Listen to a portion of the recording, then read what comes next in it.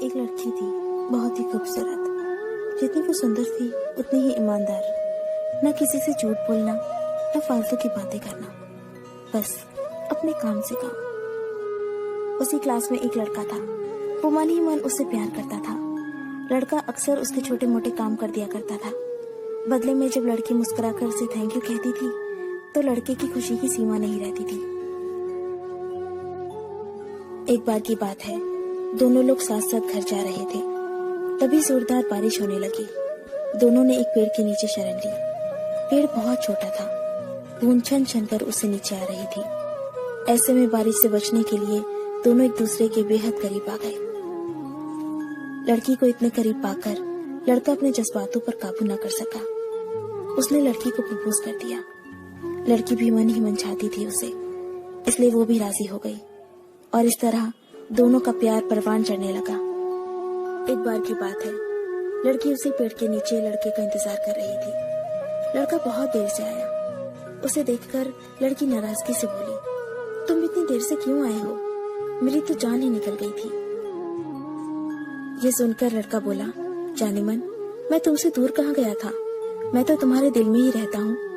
तुम्हें यकीन ना हो तो अपने दिल से पूछ लो। लड़के की इस प्यारी सी बात को सुनकर लड़की अपना सारा गुस्सा भूल गई और वो दौड़कर लड़के से लिपट गई।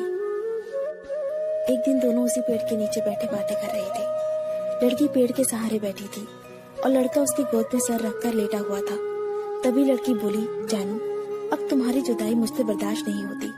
तुम्हारे बिना एक पल भी मुझे 100 साल के बराबर लगता है। तुम मुझसे शादी कर लो, नहीं तो मैं मर जाऊंगी।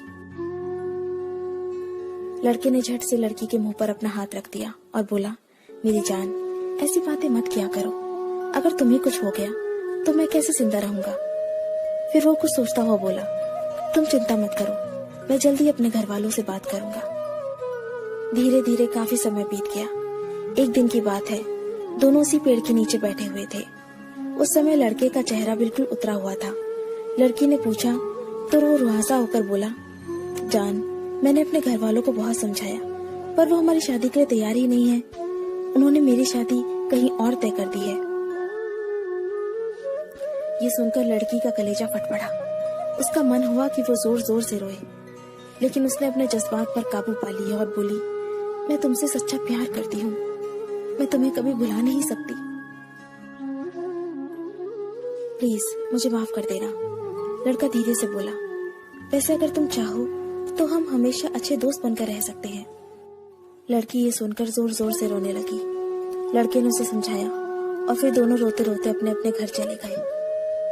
देखते ही देखते लड़के की शादी का दिन आ गया। लड़के को यकीन था कि उसकी शादी में उसकी दोस्त जरूर आएगी, पर ऐसा हुआ नहीं। हाँ, लड़की का भेजा हुआ एक गिफ्ट पैक जरूर मिला।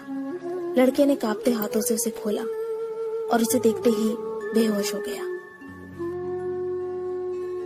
गिफ्ट पैक में और कुछ नहीं, खून से लथपथ लड़की का दिल रखा हुआ था और साथ में थी एक चिट्ठी जिसमें लिखा हुआ था, अरे पागल, अपना दिल तो ले जा, वरना अपनी पत्नी को क्या देगा।